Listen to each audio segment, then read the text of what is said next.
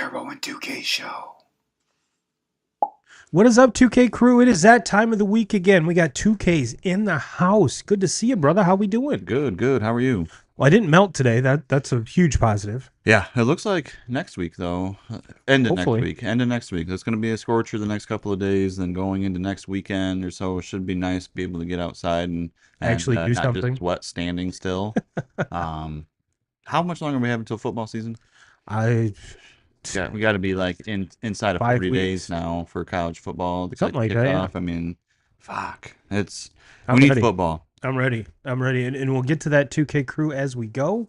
But for those of you that are watching over on YouTube, Twitter, or on our Facebook group, thank you for watching along. Go ahead and drop a comment. Let us know where you're from. And if you have any thoughts, if you disagree, agree, let us know. These shows go way better when we do have a conversation. So do not be afraid. Go ahead and drop us a comment. And for those of you listening on the audio side, thank you to all the OGs, the OG 2K crew, whether we're in your ears on the treadmill or in the car. We do appreciate it. We do appreciate it. Well, 2Ks, we got a big show going. Big show. We got some news brewing. We got a lot going on in especially baseball. We're going to talk Tigers. We're going to talk, are they dead? Can they survive this? Should Tigers fans just burn down Comerica Park? I mean, from the looks of Twitter, that's kind of the trend right now. But we're going to talk about that, and we're going to bring you up to date with the trade deadline. Going to go over some trades that have been made, and then kind of do a little forecasting to see where some of the top trade pieces are going to end up. 2Ks, let's get to some news. You know, we've been labeled as a Paul Skeens glazing podcast, and I don't know how you don't glaze someone like that, but we're going to stay true to form. 100%. Yeah. We're going to stay true to form. Guy is incredible. I mean, we sit here and talk a lot about Scooble. Mm-hmm. Rightfully so. Being that Tigers fan, I do think that he is the best pitcher in baseball right now where we stand. But I have never seen a pitcher in all the baseball that I've ever watched that has hit the ground running the way that Paul Skeens has. From the day that he stepped foot on a major league pitching mound, he was a top 3 pitcher in baseball. 100%. And right now, you can make a very, very, very good case that he is the best pitcher in all of baseball. Yeah. And if he's not the best, he's right there at second best, third best. So and I don't even think we've seen the best out of him yet. I don't either. That's where, like, it's for opposing offenses throughout all of baseball. Like, look the fuck out for what's about to happen. I mean, fortunate for us that we get to watch this. It's unfortunate that he is a Pittsburgh Pirate and plays on very, very bad team where he's never going to get the offensive run support. But every single time that this guy takes the mound, he makes Pittsburgh Pirates must-watch baseball. Absolutely. He's definitely must-watch TV. But here's some tweets to kind of just put a nice little dagger in that. This is from Platinum Cabrian, and if you are a Bucco fan, he is like the fan to follow over on Twitter. Paul Skeens this afternoon. This was 4 days ago. 6 innings pitched, 3 hits, no runs, 1 walk, 9 strikeouts, 99 pitches, 62 strikes, 20 whiffs. He has a 1.83 ERA this season, NL Cy Young now. It's kind of hard to argue that. But don't wait. I got one more. This is from Greg Harvey at Between the Numbs. Players since 1901 to have 300-plus strikeouts and a sub 2.0 ERA through 44 career MLB games, Paul Skeens. That's it. Not Nolan Ryan. Not Satchel Paige. Not the unit. Not Pedro. Not Clemens. Skeens. Not even Scooble. Now, Scooble's career started off vastly different than Skeens. I mean, his most pitchers, they need years in the minors to learn how to pitch at this level, and they need time. And even when they do make their debut, like, they need a season or two to kind of get going. And this guy has never had a hiccup in his entire career. Like, he's had a couple of bad outings where, to his standards have not been there, but then he comes back 5 days later and just fucking shoves. Yeah, I mean, he is incredible. He is the way that, he did this at the college level. At the at the top of the top, won a College World Series, pitched on like what 3 days rest. Yeah, 150, 160 Was pitches. ending ball games at like around 100 pitches and was throwing triple digits still. Like this kid is just he's incredible. He is incredible, and I don't think that we've seen the best. And unfortunately for the in the situation, it is unfortunate that you see a pitcher of his caliber pitch for the Pirates and not get the run support and not get games on ESPN and not be able to see him in the spotlight. With the exception of the All-Star game, that's the only time we get to really see him, and that's for one inning. Yeah. One inning where he comes out and strikes out two guys and just blows the ball by him, and we don't get to see any of that. And so that's unfortunate. And who knows where we're going to be in a few more years. I think there's going to be a day where he is going to be pitching for somebody like the Yankees, the Dodgers, somebody like that, and he's going to be on TV all the time. He's going to be playing for World Series, and but he's incredible. He is incredible to watch. Absolutely. And now the Buccos have been better under your boy Don Kelly, but you can only get so much blood from a turnip. It's this small market baseball. I mean, we're watching it firsthand, and we watched it for the first half of the season where the Tigers, kind of switching over to the Tigers, but the Tigers are trying to do this small market, not as much as Pittsburgh, but that's the way that they're trying to do it also. And can you get hot and can you do it for 60, 70, 80 games? Yes. Can you do it for 162? Doubtful. I don't know. It's doubtful. The cards are against you, and that's for sure. And when you went into funks like what the Tigers are in right now, what Pittsburgh's been in for fucking 10 years, you need to have guys that can get you out of that shit. And yeah, Paul Skeens is that guy, is that dude that can do that, just like Scooble is too. But you got to have guys around you that can help out in that also. You need a bat or two in that lineup that, hey, team's struggling right now. We need you to go hit 2 home runs. We need you to to drive in 4 or 5 runs tonight. We need you to have that big game to get us out of that. Right. And they don't have it. Someone not named O'Neal Cruz. Yes. And he even is is kind of up and down, streaky. You don't know what you're getting out of him. He's a normal young player. That's exactly what it is. And it's these teams that are not that spend a shit ton of money. You roll into the Dodgers. I understand the Dodgers have struggled in this regular season a little bit. You get to postseason ball, and you got to go through Shohei, Mookie Betts, Freddie Freeman, and those big leaguers, those guys that have done that shit for a long time. Give me that team any day over the team that has a bunch of guys that have never been in the spotlight. 100%. Well, 2Ks, here's a guy that's been in the spotlight since he was dropped out of high school. I mean, he's essentially was the kind of MLB version of LeBron James. He's been on the cover of Sports Illustrated at like 16 years old, and we're kind of seeing it come to fruition. This is from Talking Baseball. Bryce Harper becomes the youngest active player in the 350 home run club. Now, here's a little twist on this 2Ks. Here's a little twist. This is from Ryan Spader, the ace of Spader, over on Twitter. I think because Bryce Harper already won his Rookie of the Year before Aaron Judge was drafted by the Yankees and was a 2-time All-Star before Judge even played his first minor league game, it's easy to forget that Bryce is younger than Judge. I mean, that's legit. Yeah. I mean, he dropped out of high school, went to JUCO, and then transferred, and then got drafted. So he was in, making his big league debut at like 19. So he's still doing it. I mean, he has caught fire after being hurt. So still fun to watch. Oh, still absolutely. Fun to watch.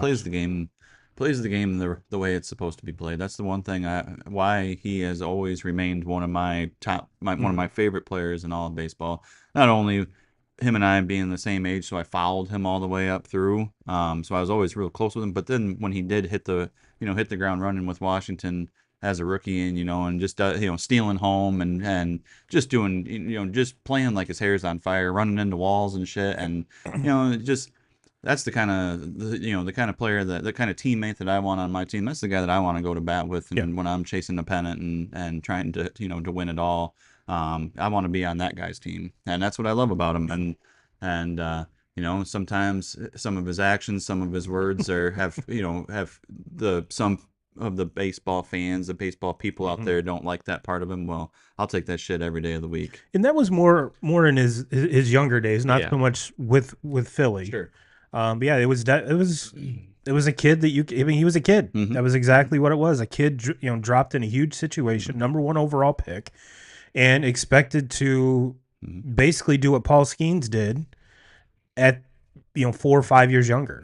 And I'm there was a lot of reporting, since this milestone was reached. It's like, so when it comes to big situations, how do you take care of pressure? He goes, pressure? What are you talking about, pressure? He said, the media's been up my ass since I was 16. I dropped out of high school, played JUCO, went number one overall. That was pressure. This is baseball. This is baseball. So when you kind of take a step back and look at it that way, yeah, there was probably a lot of angst when he first came up. Just give me some fucking space, leave me alone, let me grow as a player. And he probably got some responses that even he himself looks back and goes, "Damn, I wish I wouldn't have said that." Sure. But it's all growing pains. It's all growing pains, and I guarantee there's not a single Philly fan that was like, "Yeah, I don't know about this Bryce Harper guy." No. Well, the A's 2Ks, A's have a guy that they're saying, and this young A's core, they're fun. They're Jeez, oh Pete, yeah, Jeez, oh Pete. But Nick Kurtz, this is from the Jet, Jeff Passan. Never in baseball's 150-year history has a player finished a game with at least 6 hits, 6 runs, and 8 RBIs until Nick Kurtz tonight. His 19 total bases tie Shawn Green's single-game record, and Kurtz had 1 more RBI. There is a genuine argument this is the best game ever. And you might be saying, well, Turbo, what are you talking about? Here's another one from Jeff. Nick Kurtz just had one of the greatest games in baseball history. 6 for 6 with 4 home runs, 6 runs, and 8 RBIs. He is 22 years old. Now, mind you, if this had been in the Bronx or in Boston, he would have had 5 home runs instead of just 4. And one more for good measure. This is from Baseball's Dead. Nick Kurtz hit more home runs in one game than Jazz Chisholm hit in the literal home run derby. Just want to throw that in there to not only give a shout out to the boys over at Baseball's Dead, but to get a jab at Jazz Chisholm. So 2Ks, I mean, let's take a little bit here with this young core. I mean, you got Kurtz, you got the Law Dog in center. They're pretty much the shortstop. Are those two going to be battling it out for AL Rookie of the Year? It kind of seems like it. Oh yeah, absolutely. I mean, you have, what he's done, what Kurz has done here in the last few weeks. I mean, even before the All-Star break, he was getting hot. Like you could tell that this was going to be a guy that can swing. And then you switch over to Wilson. Think about what Wilson has done this season, especially before the All-Star break, beating out Bobby Witt Jr. And I get it. Bobby Witt Jr. has not had his even close to what his season was last year, but he still is, in my opinion, him and Lindor are like in a whole nother, they're like in their own category as far as shortstops in Major League Baseball. And Wilson ends up beating out Witt for the All-Star game as a starter. That's a big deal. And so it tells you what they have coming up as far as for offensive players. Now, when you're talking about the Athletics, it's pitching stuff. Who's going to pitch? Yeah, who's going to pitch? They got to get better at pitching. I'm looking here at that numbers. And like their leader in the clubhouse right now is Springs, as far as ERA goes, with a 4.12. Like, your ERA is over 4, and that's your best, your best pitcher. I mean, they have a dude and Mason Miller as their closer. Who knows what's going to happen here in the next, this next week here. If he gets moved, I doubt that he does. I doubt it. The price tag's just going to be so high. Him and their 8th inning guy, I don't see going anywhere. Yeah, and teams have talked about, if they do get Mason Miller, they want to use him. They want to try to use him as a starter. That's been new, and I don't think you mess with him. Like, he has been arguably the best closer in baseball. He throws 104 miles an hour. Yes, like let him. He's not going to do that as a starter. He can't do that and hold up and stay healthy as a starter. No, let him do what he does best, and he's fucking phenomenal at it. So, I don't think that they get rid of him. And especially, I mean, if you're the Athletics and you have this young core coming up and you're so good, offensively like they are with these guys, I'm not doing any. I mean, you don't have pitching as it is. The 2 or 3 guys that you do have that are good at it, keep them. Keep them. Yeah, keep them. Yeah. And I mean, maybe Dangle Severino out there because he's shown he doesn't like. Yeah, I mean he's not a guy that you're building around. No. So if you can get anything out of him, if you can get a young arm out of him that is a prospect, that is a would be, maybe it works, maybe it doesn't. But just, I mean, I'm willing to take that chance with a guy like Severino, and just let and him get his contract off the books. Exactly. Just to kind of give you an idea here, 2Ks. Nick Kurtz's line right now in 67 games played has 46 hits. Excuse me, that's runs. 75 hits, 23 homers. Where's RBIs? 59 RBIs, and is hitting 309. That's not too shabby. No, not too shabby. Not for a 22-year-old. Yeah, and there's conversations being had, and I'm more open to this conversation now.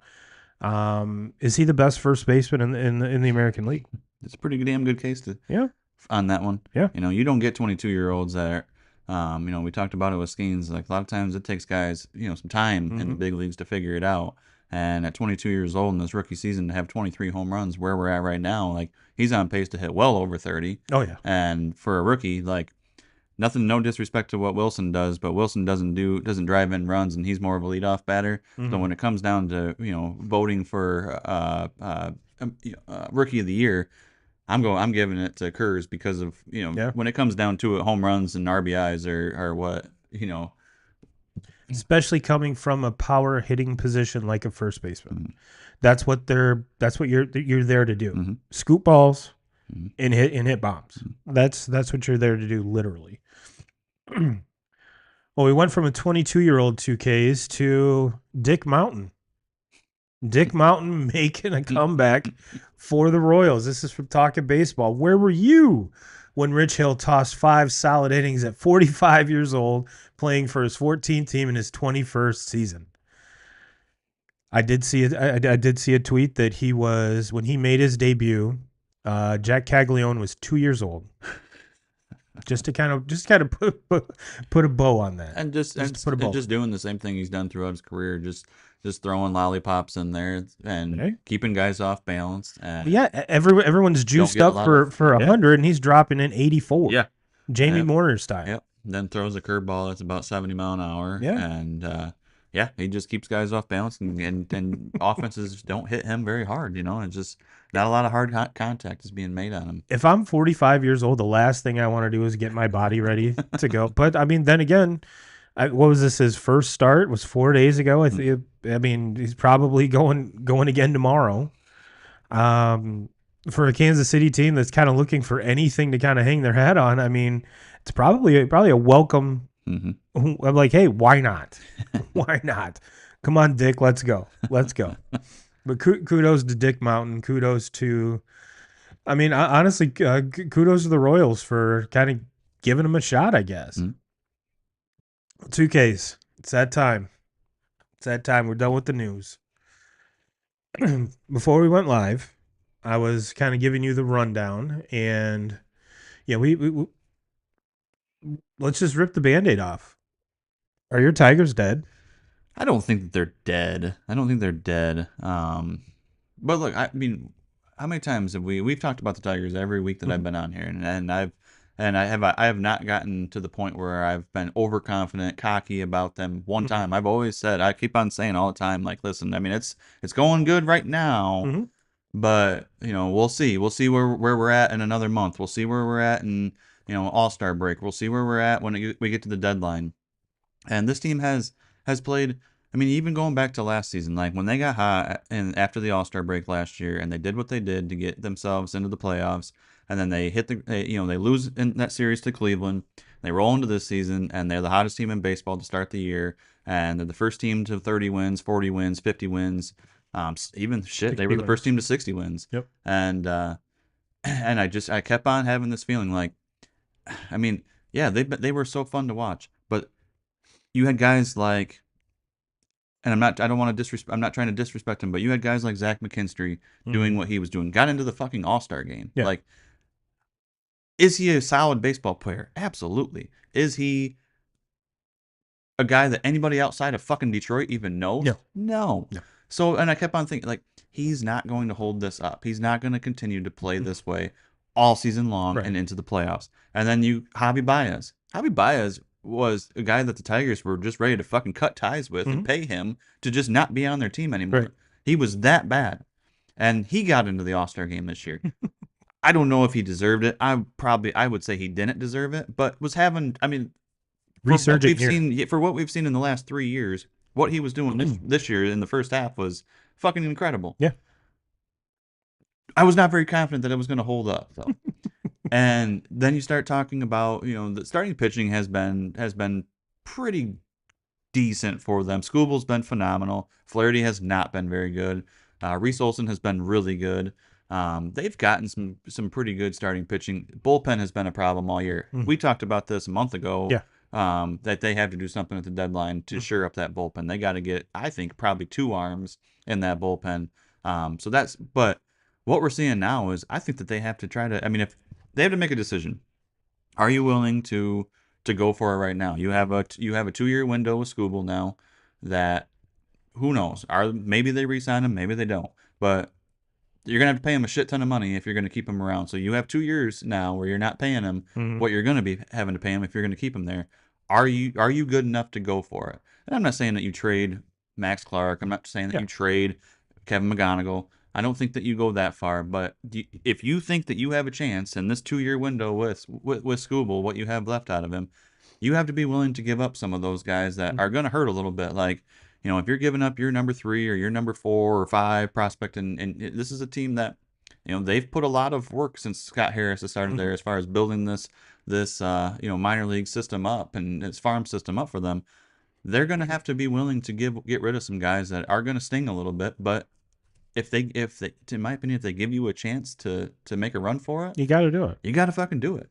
You got to do it.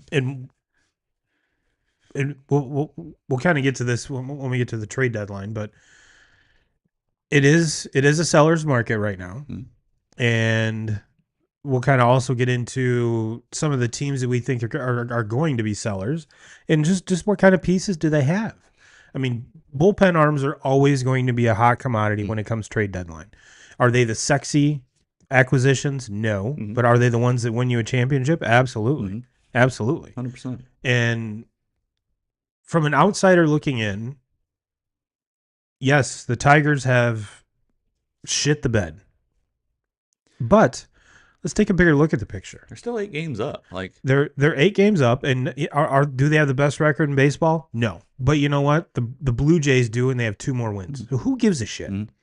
Who gives a shit? Get anything. You don't. There's no award for best record in baseball. No. And if this is the worst stretch you're going to play, do it now. Exactly. Don't do it 4 weeks from now, 5 weeks from now. Do it right now. Yep.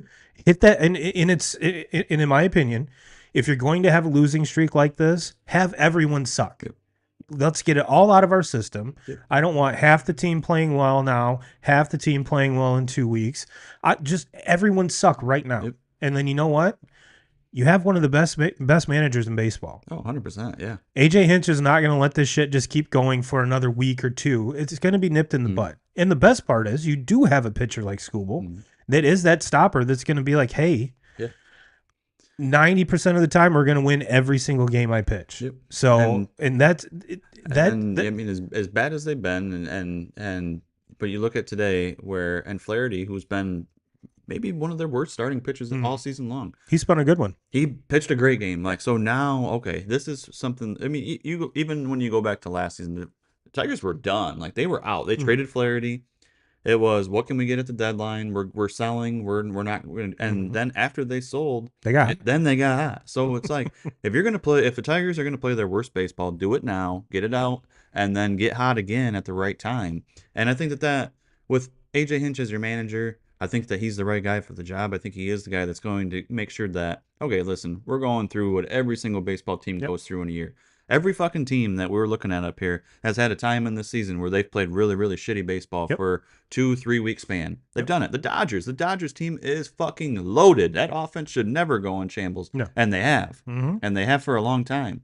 And so for Tigers fans, I get it. I've been very, very frustrated, but I'm not panicking right now. We're still 8 games over, over Cleveland. I This don't isn't think that Brad out. Cleveland's gonna. Brad Osmus is not the head coach of the Yeah, of the yeah. Tigers. Oh, This 100%. isn't Yeah. going to Like, last. I think that they're gonna figure it out. I think that they're gonna start playing better baseball.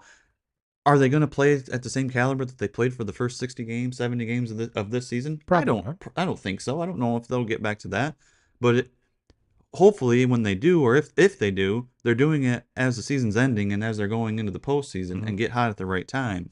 And if they can shore up their bullpen and get 2 guys in that bullpen to kind of to mix in there with Will Vest, because Will Vest has been very good. I'm not going to say anything negative about him.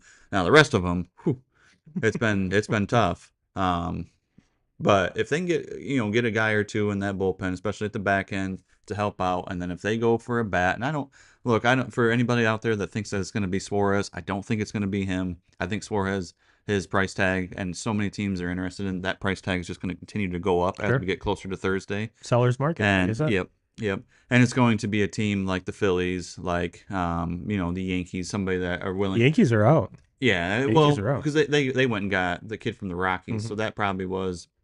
If the Cubs are going to be another one that are Cubs are gonna probably be going to be where I see him going. And it makes a lot of sense for the Cubs to look into that. Like the Cubs have the offense right now. They need to get starting pitching though, even probably more than they do a Suarez bat in there.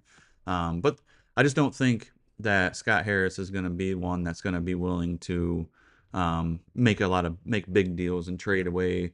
Because I think at the same time you are kind of setting up for life after school bowl. Like I think that you are. Or 2026 and beyond. Mm-hmm.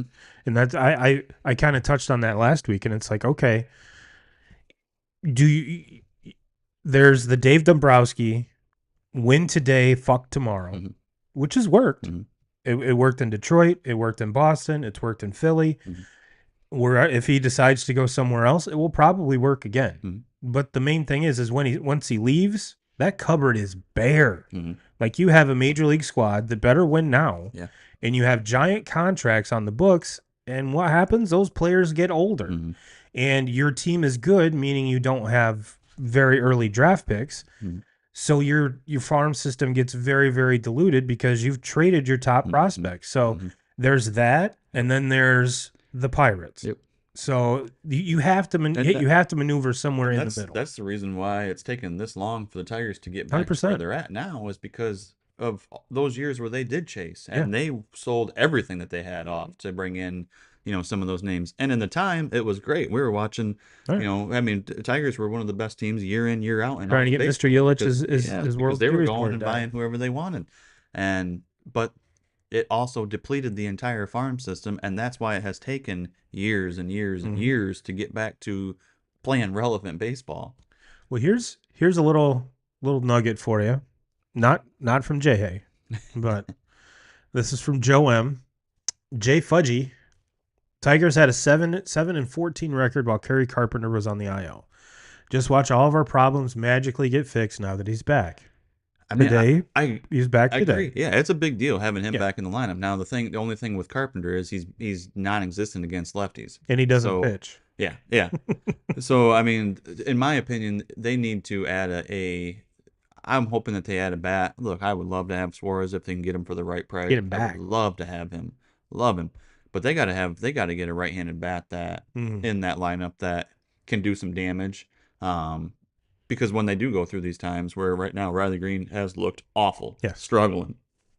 Torkelson's really been, in this entire time of them playing bad, Torkelson's been their best offensive player. He's been the one guy that has actually been swinging the bat pretty damn well for the last 2-3 weeks. But they have to have another bat in that lineup that is a scary bat, or is a bat that other teams have to navigate through. And I'm sorry, but you can't just rely on, as we go, Zach McKinstry doing that for you and Javi Baez doing that for you, and Parker Meadows. Eventually, we got to see it. Like something has to give. Parker Meadows has to show up to this thing, or hey, it's time to fucking give up on that experiment. Because, and I hate to say it, because he's been one of my favorite Tigers. Last year, when they got him back and he was healthy and was playing really, really well going into the playoffs, like, he was the catalyst of that team. We have not seen anything close to that. I don't know if the injury is still bothering him. I don't know. I don't know what's going on there. I don't know if he needs more at bats in the minors to kind of for a couple weeks to try to figure some shit out. That's what they did with him last year. Mm-hmm. I don't know. That's to me is what offensively what Detroit's missing the most is just a catalyst on that team. Who's going to be your leadoff batter that's going to get on base, going to steal bases, and do things. And they have not had that. They haven't had that all season long. Well, here's kind of a tweet to tie a nice bow on it. 2Ks. This is from Alex Stumpf. Per the Elias Sports Bureau, the Pirates were the first team to sweep the best team in the league, the Tigers, and get swept by the worst team in the league, the White Sox, in back-to-back series since 1980 Padres. It's been that kind of year, and it really has. Mm-hmm. It really has. One of the things I talked about last week was every single team in Major League Baseball is gettable. Mm-hmm. Oh, 100%. Every team is gettable. Yep. Which means every team has holes. Every team has deficiencies. Every team has just weaknesses. Mm-hmm. I mean, there isn't, even though prior to the season, the Dodgers are going to win 120 games. Might as well not even play the fucking season. The Dodgers just spent $1 billion. Why even trot out the guys and play?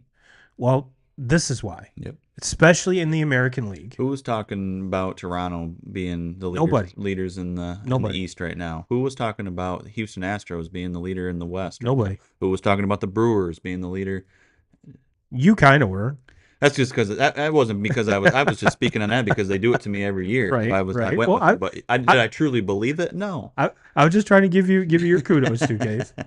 Which does say the Cubs are tied with them now. Yeah. Which that Cubs offense is insane. That their offense is so good, and I couldn't even imagine if the Cubs make a move before Thursday for Suarez, that's like, oh fuck, they're going for it. They are going. They got some starting pitchers that are getting healthy and coming back. I still think that they need to look at adding another one. Mm-hmm. Whether they get in contact with the Royals and go for a guy like Lugo, or something like that. But if they were to add, say they walk out of this deadline with Lugo and Suarez, yeah, that's huge. All of a sudden, you're looking at the Cubs as maybe the best team in baseball. Yep. Well, let's talk about some of the trades that have been made. 2Ks.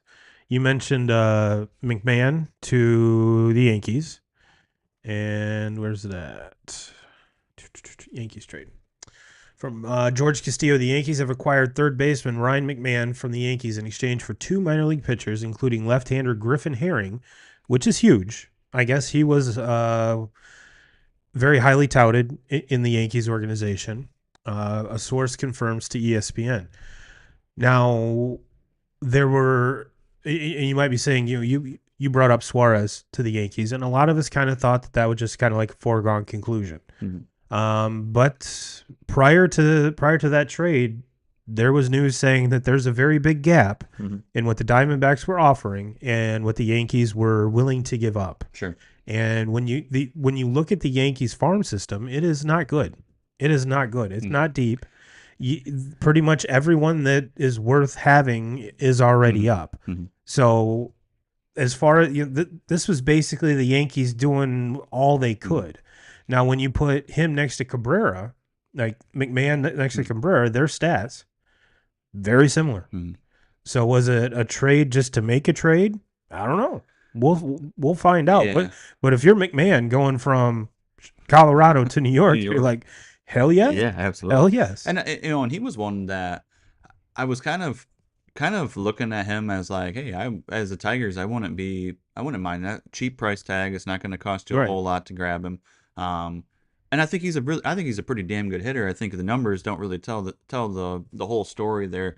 I think a change of scenery of anybody really getting out of that. Been in Colorado for as long as he has been there. Getting out of there and going somewhere else, going to a winning team can change everything around. So I want to follow him pretty close as we go here the next few weeks, just to see what he does, because I think his numbers are gonna be a little bit gonna be better than what they were. Just getting into a change of scenery is a good thing for a lot of guys.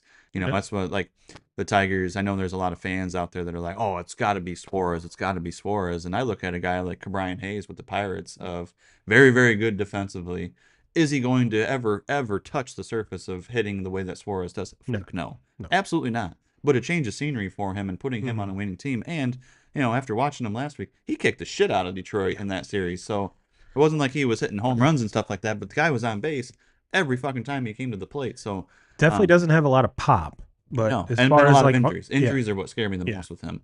But that's a guy though that you can plug in, and the price tag is not going to be anything close to what Suarez is going to be. It's going to be a lot cheaper, and he's a guy that you're going to have control over for a little bit. To where Suarez, you get him for 40 games, or depending on how the postseason goes for you, and then he's walking. He's on a walk here.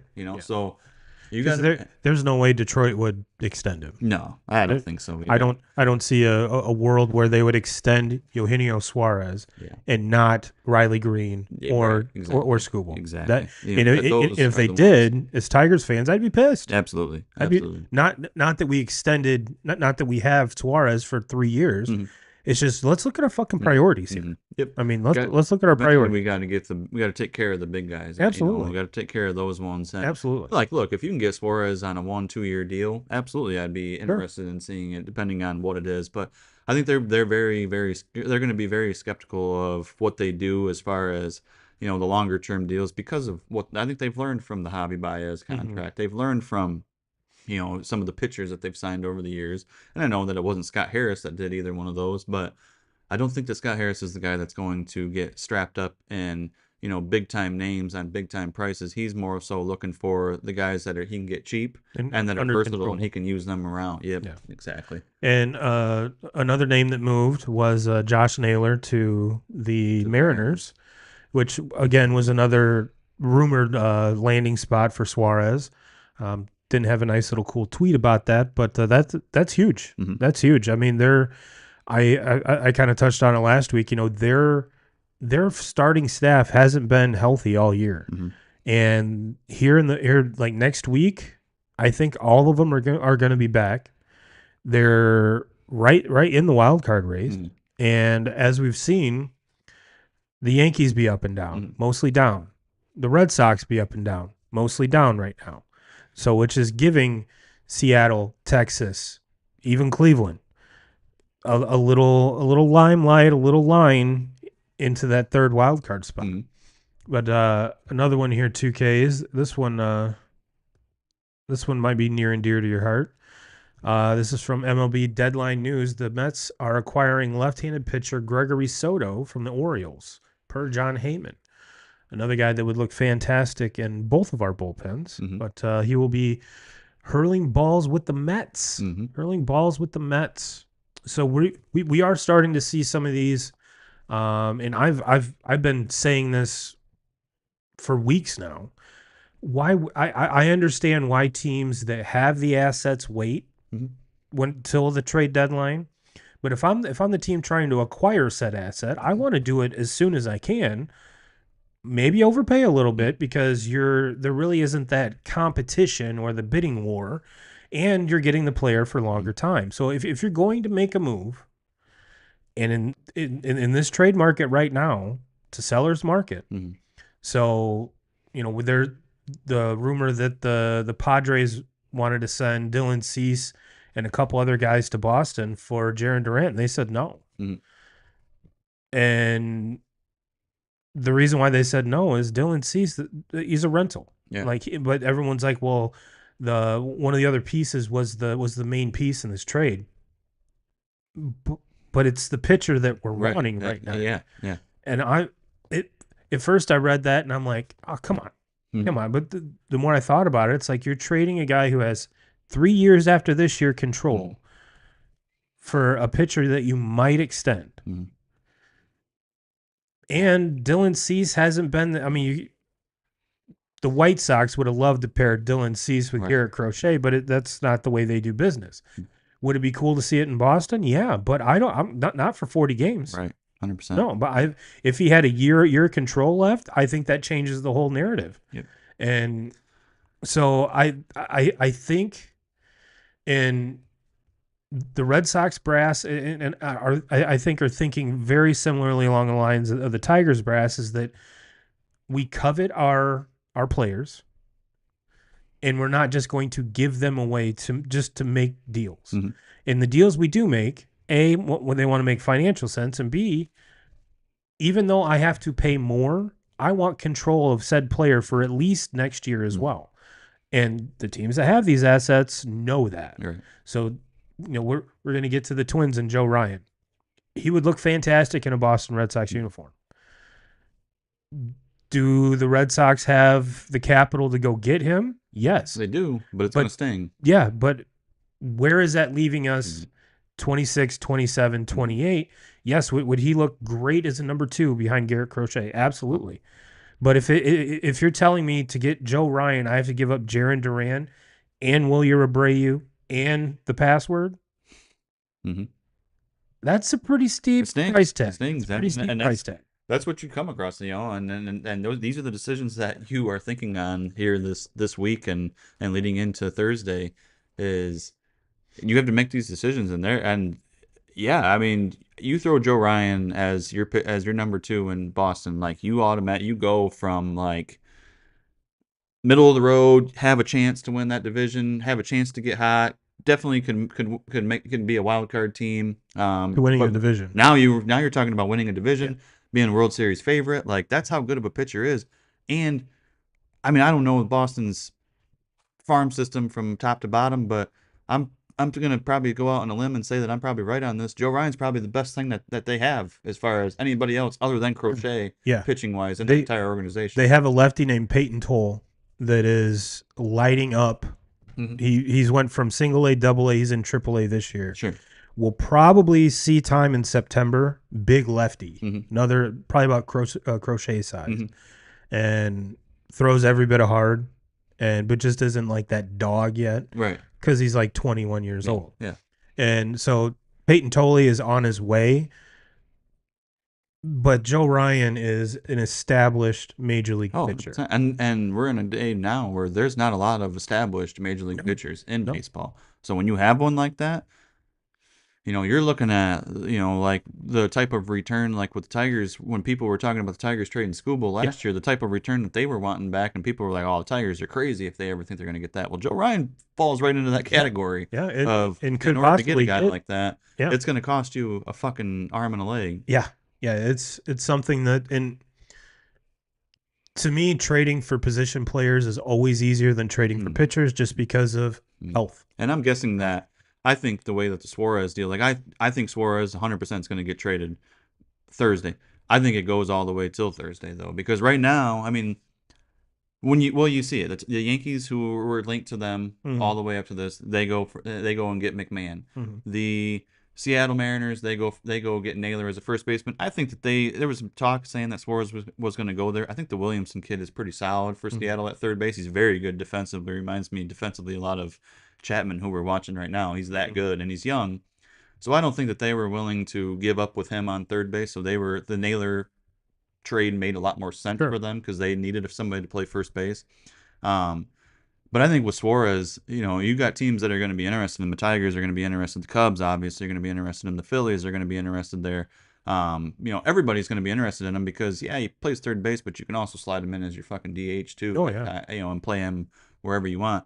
But I think that the price tag is just like, in order to get Suarez out of the Diamondbacks' hands this week or last week or leading up, you were going to have to overpay. Oh, 100%. Now, most of the time you look at as the team that's selling, like you want to wait and let all these teams go in there. I think a guy like Suarez, you want to get that deal done fast because I think then you can kind of get the team that's just doesn't want to get into a bidding war, just wants to get the deal done. Yep. Well, I think these teams are going to wait on him because I think as you get closer to the deadline, now the pressure goes over to the Diamondbacks. It's like, fuck, we still got this guy. Yeah. We got to make this deal. We got to get this deal done. He's gone after this year. He's done after this year. If we walk out of this Thursday and we don't get this deal done, now everybody's looking at us like we're the fucking idiots. So I think that other teams know that with them, and they're going to try to wait them out and try to get the Diamondbacks to kind of get into like panic mode. Oh, yeah. And they just give up, and maybe they can, maybe they're able to save, having to get rid of a top end prospect where you can get them for getting rid of maybe 2 or 3 of your mid to lower tier prospects. Absolutely. And Cubs make sense. ESPN has the Brewers and the Reds making sense. They're not gonna give up the capital it needs to get Suarez. Philly will. We talked about the Dombrowski effect. To me, out of this list, they're the team that makes the most sense. Not taking anything away from the Cubs, it's just knowing what Dombrowski does. Mm-hmm. I mean, yes, yes. Um, do you think Mackenzie Gore gets traded? I don't think I so. don't think so I either. don't think so. You know, Washington's building something there. They have some guys. They have some dudes on that team that can be really really good for them. I mean, the Soto trade has worked out for them. Yes. And Gore being one of them. To me, in my opinion, he's a pitcher that you build around. Why trade that? And I mean, yeah, you're going to get a hell of a haul. You're going to get, but they're all prospects. Yeah. Mackenzie This Gore guy's was proven. a prospect when he was traded for Soto, and he's proven that he can hang at this level. So, in my opinion, where Washington is right now is like they're kind of on that line of going the right direction. Don't take a step back. Don't take a step back. Keep the guys that you know are proven players and build around them. Gore, you have Gore under control for a long time. Yeah. And now, unless the Nats are getting back a head coach and a GM, Mackenzie Gore stays. Yeah. Mackenzie Gore stays. We talked about Dylan Cease a little bit.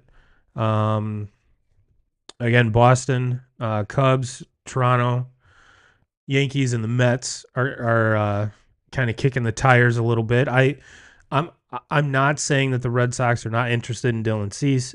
They're not interested in getting rid of Duran for Dylan Cease. I think if they were, prior to the trade, if they like a trade then sign, and if they extended him right when they, sure, I could understand it then, but not. I'm not risking that.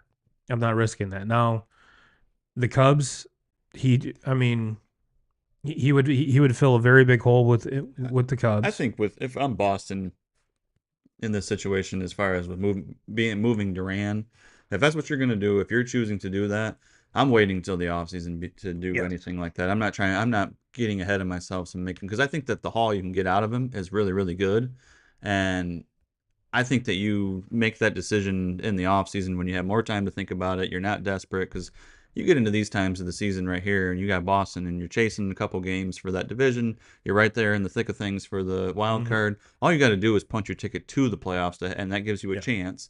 Boston has a good enough roster, especially if they had another pitcher. Like, they're good enough to go for it all right now. I don't think you get too desperate and rock the boat with a guy like Duran, because you could decide here, let the season play out, because we could be talking here at the end of say Boston gets hot, they make the playoffs, they win a couple series, they get to the World Series, which Durant could be a very very important piece, focal point of that roster, and maybe you decide at the end of all that Durant's the guy that you want to keep, because I have a feeling, and maybe it's because I really like Durant and I really like him as a player. I have a feeling that he's a guy that if he leaves Boston and Boston says, "Hey, we're giving up on you, we're trading," he's a guy that might haunt you for years. Yeah, yeah, kind of like Schwarber. And yeah, I agree that, and now especially with Marcelo Meyer going on the IL, now they have Rafaela playing second.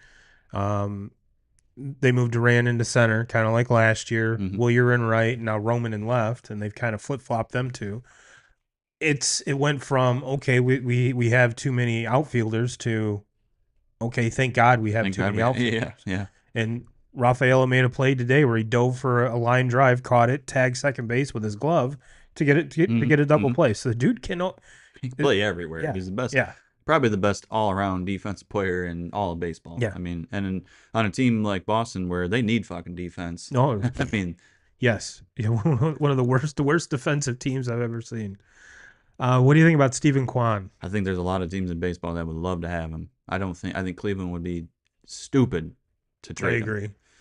I agree, and he fits into this category where, we kind of as baseball fans think of, all right, like Suarez, big bat, strikes out a ton. Stephen Kwan is the complete opposite of both of those. Yeah. Doesn't, I mean, he hits for average, not power. Doesn't strike out a lot, and works at every time you watch him play. It's like a 7, 8, 9 pitch at bat. Never gives away at bats. Great defender. Hey, he's a guy that a ton of people. I mean, I'm sure that as soon as Cleveland started talking about, they might be selling. I guarantee you there was a lot of teams that were 100%. calling on him because he doesn't. I don't because of the style of player he is. I don't think his price tag would be huge because he's not. Not going to drive in a ton of runs, not going to hit for a ton of power. But he's the guy like when I was talking about with the Tigers, where I think that offensively what they lack is having that catalyst player that gets the shit started. That's where that's what he does. That's his game. He fucking works counts. He works pitchers pitch counts, and he's on base all the time. Mm-hmm. See, Tigers would benefit from Jarren Duran too. Yeah, 100%. I mean, if the thing with Duran is I think the price tag is going to be way better, so much higher. Oh yeah, oh yeah, just the control, everything else, 100%. Let's talk about a couple relievers. Duran from the Twins and Clase for the Guardians. Actually, before we do that, let's look at this here. This is from Underdog MLB. Trade deadline updates per Bob Nightingale. White Sox want Mark Vientos from the Mets in any deal for Luis Robert Jr. Cubs are targeting Mitch Keller and would include prospect Owen Cassie. Duran and David Bedar, Ryan Helsley believed to be three of the best relievers traded. Mitch Keller, Sandy Alcantara, both expected to be traded. Phillies want to add one more high-leverage reliever. Red Sox have no plans to trade Jarren Duran at the deadline and are more likely to move him this winter. Marcell Ozuna, who we haven't talked about yet, is expected to approve any trade if the team guarantees him everyday playing time. Braves plan to pick up Ozzie Albies' $7 million option this winter and will likely listen to offers. Will at least listen to offers for him. This is the one that cracks me up, 2Ks. Brewers will listen to trade offers for nasty Nestor Cortez. Diamondbacks haven't engaged in extension talks with Eugenio Suarez this season. So there you go, 2Ks. There is your starting pitcher trade for the Tigers, Nestor Cortez. There isn't a team in the major leagues that are calling up Milwaukee going, yo, what will it take to get Nestor off your hands? Oh, yeah. They'll be like, some Big League Chew and maybe 2 balls. Here you go. Come on, Underdog. You're better than that. The one that intrigues me on that list is Luis Robert. I know that the numbers are bad, but he's going back to what I said about McMahon, like a change of scenery. Yeah, 100%. Dude needs a change of scenery. He has to get out of Chicago. And if he goes somewhere else, I think the price tag is going to be low because of how bad he has played. Definitely lower than what it was 2 years ago when they first started talking about White Sox trading him, and then last season when the White Sox were talking about trading him. I think the price tag has just continued to just plummet, and the White Sox have held on to him for way too fucking long. Kind of like Alcantara. Yeah. Even though Alcantara with the Tommy John, you probably couldn't move him prior to this season anyway. But yeah, Luis Roberts a dude that getting him onto a winning team could be very, very scary. Just not the Mets. Yeah. Let's talk about some starting pitchers, 2Ks. Right there's 2 guys right Seth there. That Lugo, should be Merrill Kelly, and Mitch Keller. 3 guys. If I'm the Red Sox, and if I can't get Joe Kelly, I want Mitch Keller. Yeah. Yeah. Seth Lugo intrigues me a little bit. The only thing that kind of, and I kind of said this a couple weeks ago, I was like, give me Seth Lugo. And then someone on TikTok said, have you looked at his fly ball rate? Mm-hmm. So he sent me a link, and I'm like, oh shit, this dude gets a lot of fly ball outs. Probably not a really good fit in Boston. So yes, fine in Kansas City. Yes, would probably fare well in Detroit as well.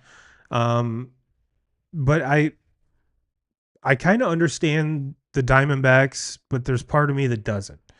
This is a team not too long ago that was playing in the World Series. Mm-hmm. And now, I mean, all of these contracts have to be expiring. Otherwise, I mean, Suarez is for sure. But it kind of seems like, aside from Corbin Carroll, it's in Jordan Lawler, that's who they're trying to get up by moving Suarez. It kind of seems like a little fire sale here, and they're not. I mean, are they playing good baseball? No. And they've already sent Naylor packing. So that was the first to kind of I think he was probably the cheapest chip out of all of these guys. So that's why they moved him first. But yeah, there's, of course, they have every single team listed here. who would benefit from Lugo, Kelly, and Keller. And ironically enough, they're all the same. Yeah, they need pitch. They need pitching, and I get it. Kelly's been very good for them. Galen has had a bad season this year, especially to his standards. But they need pitching, and they need pitching that they can control. Right now, you have a Kelly that's going to on an expiring deal. You have Eduardo, who's going into an expiring deal. Like they're trying to sell and sell high on guys that they're not going to be able, that they can't control anymore. Right. Now, guys on the offense, guys that they have offensively that they do have control over, they're still in a really good spot. That's where like they can sell here, and I think that it's the right thing for them to do is to sell and try to sell high on these guys that they have, because they're a team that I don't think is going to fall off of it too much. You still have Corbin Carroll and you have him under control for a long time. You still have Ketel Marte and you have him for a long time. Like they still have very, very good players on that team, and then they have control over them for a long time. But they have to get better pitching, from top to bottom, and it can't just be the pitcher 1 and pitcher 2 that are doing it for them. They got to get, they got to get better as far as the whole rotation goes. So do you expect all three of those guys to go? I think they are. I think Kelly for sure goes. Are you talking just the three right here? Yeah. Yeah, Lugo, Kelly, and Keller. I think all three of them will be moved. Yeah, there's just too many teams that are looking for pitching. Whether it's punch them into their rotation for the remainder of the season, and then they can use these guys. We've all seen how playoff baseball plays out now, where guys are on a very, very short leash, and you can use all of these guys, whether you want to use them as a starter in the playoffs or use them as somebody that comes out and needs to get you 3 or 4 innings, right? In mid relief. Who knows? You're on a short leash when it comes to that time. Now going down further to Edward Cabrera, I think a lot of teams would want him. I think the price tag is going to be really, really high. Yeah. I think it's obviously going to be a lot higher than Alcantara. Yeah, that Alcantara will be the one that would probably move. But the thing is he's pitched himself into teams aren't going to be willing to offer up a whole lot for him, and so maybe the Marlins are better off just keeping him, because we've seen what he can do when he's at his best, and if they can figure that out. The last couple outings have not been bad, and if we take a peek here, if I'm not mistaken.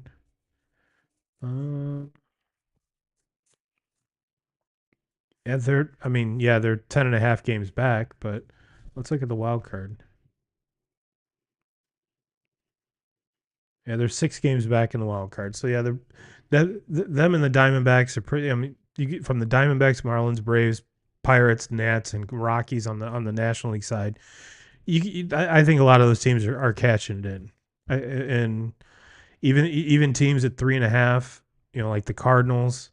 How aggressive are they going to be? They normally aren't a super aggressive organization. 2.5 games. The Giants are back. The Reds are only 1 game back. So it's the 2 teams at the top of this list, the Brewers and the Phillies in the wild card race. Those, and are we going to see the Brewers do anything? Yeah, I kind of talked about it last week. I mean, they are not a team that historically is very aggressive. If anything else, they just kind of stand pat. But that might be the reason why they haven't gone past the first or second round in the playoffs, is because they do stand pat. And that's, to me, that's where we're at with baseball right now. Is like, there's not a team that just jumps off at me and that I can look at and say, well, they're the best team in all of baseball. Yeah. Like, there's a lot of teams that are. It's a World Series that is up for grabs right now. 100%. And to me, in my opinion, it's the teams that. It's going to be the 3 or 4 teams that we're looking at Thursday night and saying, hey, they did the best in this trade deadline. And I think that those are going to be the teams that can separate themselves from the pack. And there's a lot of teams that can do it, but who's going to be the teams that have the balls to do it? Yep. And, so it's these teams that, like, if a team wants to just play with what they got and not do anything, I don't think that they're going to, put themselves in a situation where they're ready to go forward. You're going to have to be active. Well, I know we've kind of talked about a lot of pitchers here, 2Ks. What about Ryan O'Hearn? I mean, you talk about he's going to move. Yeah. He's not going to. I think it says 85% there. I think you can say this one's about 98% to 100%. Yeah. Like, he's going to move. It's just where. It's where. Yeah, it's where. And he's a solid fucking bat. Whoever gets him is going to be getting a top middle of the lineup bat that is going to benefit you down the stretch. And It's just where, you know, for these teams that are looking for him, who are the teams that are interested in a first baseman? Who are the teams that are Red Sox. interested in? Yeah, yeah. And I don't Red think, Sox. and because he is on an expiring deal, it's not going to cost you very much to get him. Like, I don't think it's going Hmm. to cost much to get a deal done for him. Baltimore knows that they have to move him, and I think Baltimore knows that they want to try to get pitching out of him. The only thing that worries me about the Red Sox acquiring him is trading it in the division. Mm-hmm. But then again, like you said, it's an expiring contract. The O's are out of it. They have been since probably the third week of the Mm-hmm. season. Mm-hmm. And O'Hearn's been like the only bright spot for a very, very disappointing team. So I'm sure there's a lot of Orioles fans that are like, yeah, ship him out and let's see what 2026 brings. It Yep. can't be this worse. Yep. It can't be this bad. Let's see if we can't find some other position players here. Shane Bieber is one that is very intriguing. I know he's not a position player, Taylor but Ward is he's. one that's going to move. You don't think so? No, I was moving down to Taylor Ward. Oh, Taylor Ward's yeah. going to move. Oh yeah, yeah. Shane Bieber is it's that one's. I mean, Just coming off TJ. yeah. He might have one. I think he starts. He'll have one, if not two starts. And look at the teams that are interested: Padres, Cubs, Mets, Yankees, Red Sox, Blue Jays. Because they know that you can get him for, not much. Now, this to me, Shane Bieber has the Dodgers written all over him, doesn't it? Just the type Just of because all it's the right. big name. Well, no, it's the big name and it's the injured guy. Mm-hmm. Mm-hmm. They seem to always, they have the financial flexibility to okay, yeah, well, we have a bomb ass farm system. Yeah. And ironically enough, every team, every player that we've kind of looked at here, the Dodgers haven't been named at all. Mm-hmm. And especially starting pitching, you would think Well, the Dodgers' name would be on every single one of these. All the pitching that they can get. I mean, because they just seem to drop like flies there. Yeah, and I know Glasnow's back. He spun a hell of a gem his first game back. They're getting pieces back. Blake Snell should be coming back pretty soon if he isn't. But it's to me, it's one of those. I would much rather have one too many than one not enough. And yeah, you might be saying, well, Turbo, they won a World Series game on a bullpen day. I don't give a fuck. I don't give a fuck. As an organization, I do not want to be having a bullpen game in the World Series. Right. Does it happen? Sure, I get it, especially this day and age. But if one of these guys can make sure that doesn't happen, I'm going to be active in getting him, or at least trying. Yep. But now we're getting into the Tyler Ward, Luis Robert, and again, Arenado. I mean, there's been a lot of. I just don't see anybody wanting to take on his contract right now, and he has a full no trade clause, and he's been linked to Detroit all season long. And I fucking have sat here and said for years that I love Nolan Arenado. I love everything about him, but I don't want him. I don't want the contract because he has continued to regress every single season here lately. The offensive numbers are not what they used to be. Sure, the dude can still fucking pick it at third base. He's one of the best. He always has been one of the best. But I just no, I don't want. I do not want to see the Tigers make a move on that. And because there's too many guys. The Tigers have proven that they're not. They don't want to be a high market team and they don't want to pay. And you are rolling on fucking Scooble, who you have not paid with, and you fucking have just continued to let him keep rising. And the price tag keeps getting higher and higher and higher. Riley Green, you have not gotten a deal done with. You have so many guys that you got to get deals done with, and you haven't done it. And Nolan Arenado and taking on that money, like unless Cardinals are going to take on all of it or next to about everything on that, no, I'm not. I don't want to do a deal with them. Marcell Ozuna has gotten some buzz here lately, and because Braves are terrible, and he's on a walk here too, right? Yeah. And I mean that's one that the Braves don't. I don't think the Braves really want to sell because I don't think that they're that far off, and I think they've had a lot of bad luck and they've had a lot of injuries, but they're really not that far off, and they still got good pieces. Actually, but a guy that's on an expiring deal that you have you're not bringing him back. It makes all the sense in the world to move him if you can get something something decent in return. The Braves actually made a move today. They acquired right-handed pitcher Eric Fetty in cash considerations from the Cardinals in exchange for the old player to be named later. How that guy has just plummeted. Like he was one of the talks of this deadline last season. The old Fetty Wap. Yep. With what he was, I mean, he was the one bright thing that the White Sox had going for him when they traded him last year. And I mean, there was a lot of talk on him. I mean, being one of the best starting pitchers to go get last year in the deadline, and now here we sit, and there he's being traded for cash. Adolis Garcia is not going anywhere. Texas is too deep. They're playing really, really good right now. Really, really well, yeah. There's not a single Angel probably besides Mike Trout that is untouchable right now. No. And if the Angels are smart, Mike Trout I'm fielding calls. And this is one that I really, really like as far as being a Tigers fan, is I like the Detmers. Because I think that, well, he comes with control. He's not not on an expiring deal. And I think at one time he was a pretty damn solid pitcher. Kind of lost his way. If there's anything that Detroit can really hang their hat on, you have Chris Fetter as your pitching coach. To get if you can get a project like this of a guy that struggled, obviously the price tag has went down. You don't have to give up much for him. He's a guy that under Fetter maybe could figure it out and get it back going. And even if it does, I think that the reward kind of outweighs the risk on this one. He would be one that I would be pretty happy with the Tigers making a move for him. Kind of an under the radar pickup because I don't think there's going to be a ton of teams that are. When's the last time you saw an Angels game? 3 years ago with Ohtani and Trout. Yeah, it's about the same here. Charlie Morton, stay the fuck away from Boston. I mean, he's going to move.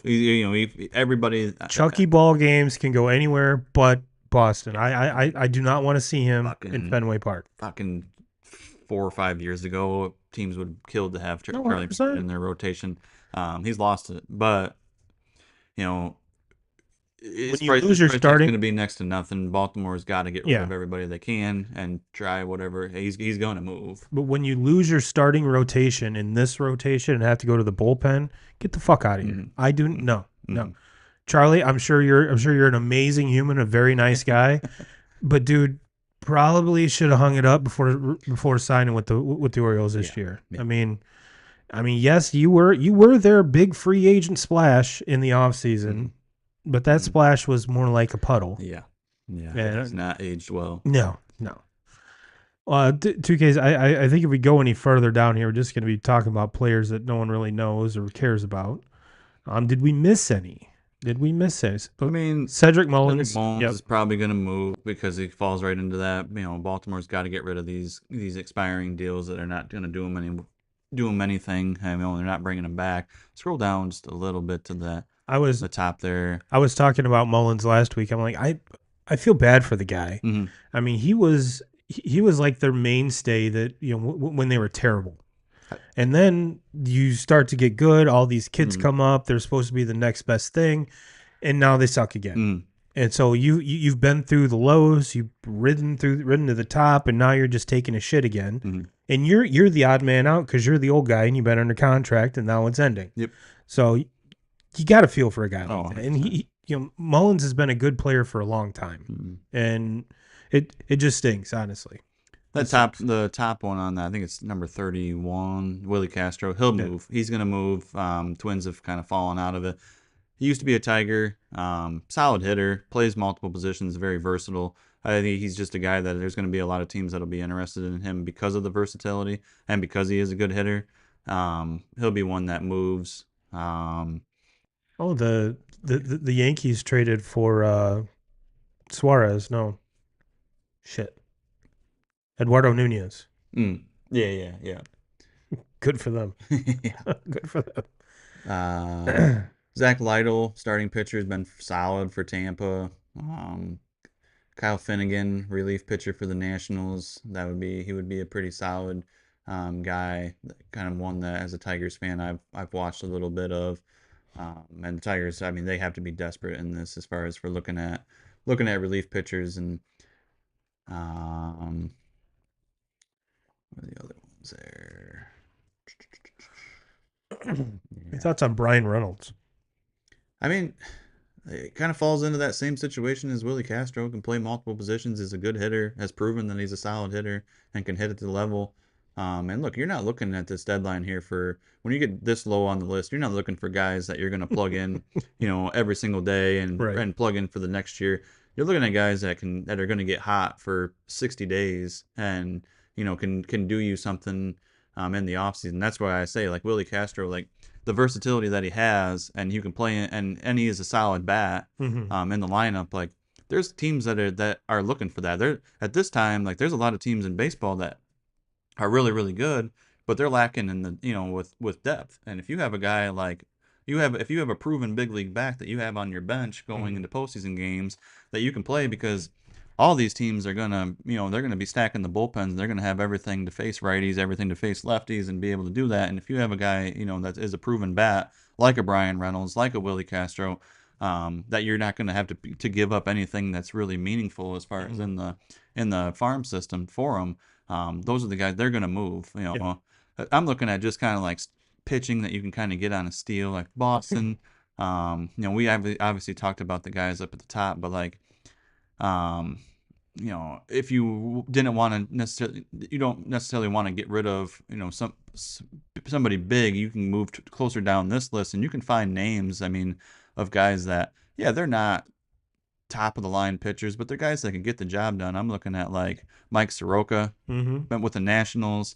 The caliber of baseball that he pitched at one time. Obviously, injuries have played a factor in that, but Jeffrey Springs with the Athletics, we talked about him earlier as far as him being the best pitcher. Not that that's something to really hang your hat on with the Athletics because they don't have pitching, but those are guys that this far down the list, yeah, it's a cheaper price tag and could, I mean, yeah, is his numbers, pitching numbers great, and he's the best thing that the Athletics have. You punch that into like a rotation to Boston. I don't think Boston necessarily needs to look for the guy. They just need to look for guys that can fill that, fill these games here that can pitch them good baseball because they have an offense we need that innings. they have an offense that can take care of business. We don't need guys that are throwing, ERAs and 2s and 3s. We just need guys that can give us 5, 6 innings and let us get to our bullpen. So this is where, if I'm looking for starting pitching, you get further down the list, I'm more so almost willing to take my chances with guys like him or like a Zach Lytle for Tampa Bay than overpaying for a guy further up the list. We got breaking news, 2Ks. Uh-oh. Jeff Passan, right-hander Seth Lugo and Kansas City Royals are finalizing a multi-year contract extension. Sources tell ESPN one of the best potential trade candidates this deadline season and top free agent arms this winter instead remain in Kansas City. Did not see that coming. I did not see that coming either. Did not see that coming. It doesn't make a ton of sense to me. I mean, been a very good pitcher for Kansas City, but I don't know. There's other guys there in Kansas City that. When I saw that, I was like, "Oh shit, where's he going?" Nowhere. Where are you going? Nowhere. Well, 2Ks. I think we touched on just about every single potential trade piece here. I know there's going to be someone that wasn't even sniffing this list that some GM is going to be able to pry from another one, even though they didn't want to give it up. He wasn't on this list. I mean, hell, we've already seen the Red Sox trade Devers. If that's the case, especially in the Red Sox organization, they probably could trade anybody, including Garrett Crochet, which I highly doubt. But just goes to show you that you never really know. And that's one of the best. That's one of the most fun parts about this week, unless it's your team being absolutely demolished. Yeah, I think this is going to be one of the most active deadlines that we've seen in a long time. I think it's going to be pretty active. I think every day of the week is going to be active. I think we're going to see some of the bigger moves Thursday as we get closer to the deadline. But I think you're going to see moves. I think we're going to see some moves every day this week. I think so too. As we go, because there's so many teams, like we talked about earlier, there's so many teams that are still right in the thick of things and can do it, and there's not any teams that have just completely ran away as the favorite. There isn't any. There are so many teams that can still do this. So that being said, I mean, like we just mentioned, I mean, fucking 15, 20 players as we got further down that list that I don't think the price tag is going to be real high on, and could potentially make teams a lot better by adding them into there. So. Yeah, I think it's going to be a pretty exciting week. I went into this thinking like, okay, this is going to be boring as hell. I Yeah. mean, there's because it seems like every team is in it, and the teams that aren't suck. And I think as you mentioned, once we get closer to Thursday, and if we see a team like the Cardinals win, 3 straight, 4 straight, getting up to Thursday, that might change things. That might change things. If they, on the other hand, if they lose 4 straight, 3 straight, then it's like, okay, yep. Throwing in the towel. Yep. Let's get some pieces to make us better for next year. Get rid of some of these contracts, and then, I mean, because let's not forget that as of July 27th, Kyle Tucker is still going to be a free agent next year. So I'm not saying that there's going to be GMs dumping salary at the trade deadline just to make some room for him, but there's going to be one or two that in the back of their mind they're going to be making an aggressive play. Now, if the Cubs were smart after the trade deadline, extend him. Bada boom, bada bing. I mean, if you're the Cubs GM, that has to be, you have to at least have a conversation. Now, would he wait and want to test the waters because this is his first free agent? His first free agency. He was traded to the Cubs. Things are going well in Chicago. Oh, absolutely. So I'm sure every Cubs fan would be pissed if he walks after this year. Well, 2Ks, is there anything else that we need to button up here? I think we've talked a lot of dudes, talked a lot of teams. No, it should be. I mean, we broke some news. Yeah. Thanks, Jeff Passan. Yeah. We broke some news. Should be a pretty exciting week. We'll have quite a bit to talk about next Sunday. That's for sure. Absolutely. And then after next Sunday, smell that? Smells like college football. Yes. Smells like college football. We will again do our guess where game day is going to be. That was kind of fun last year. And we'll do a little bit better job of keeping up with it as the weeks go. Because we were terrible. But you know what? It was our first year. We're just getting our feet wet. We didn't really know what we were getting into. Hell, we had look at all the conference realignment, everything. Last year, And to be honest with you, looking back at it, ESPN really didn't suck the dick of the new. No.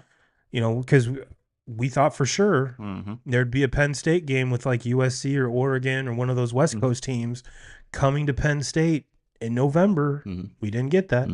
Even though Penn State is one of the best teams in the country, will they be this year? Who knows? All I know is James Franklin better start talking about the Big Ten and leave Notre Dame out of his mouth. Yeah, James.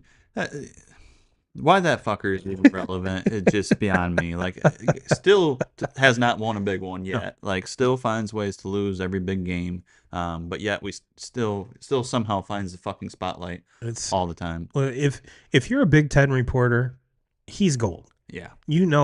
Between him and the coach for Indiana, especially now that Harbaugh's gone. Yeah. Harbaugh was like the beacon. if you're a beat reporter, he's going to give you some gold on media day. Well, he's gone, so you got to find it somewhere else. Well, let's go talk to James Franklin. Yep. Let's go to the Indiana booth. Let's go talk to this asshole, and let's Signetti. There we go. So those guys are going to give you gold. Yep. They're going to get. I mean, are they right? Probably not. But they're going to open their mouth and something's going to come out that's going to be newsworthy. And when you play in that conference and you're not the fucking, you got to find ways to get the spotlight on you because you are Penn State and you are Indiana.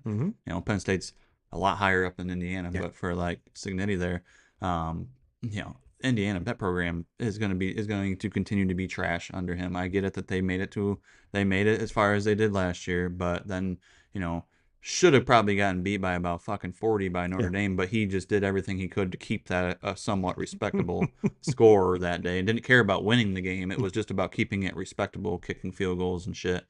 Because I was told he beats the shit out of it. Yeah, that's what he said. Yeah. That's what I was told. Yeah, well, old boy there from Notre Dame had different feelings on that one. Yeah.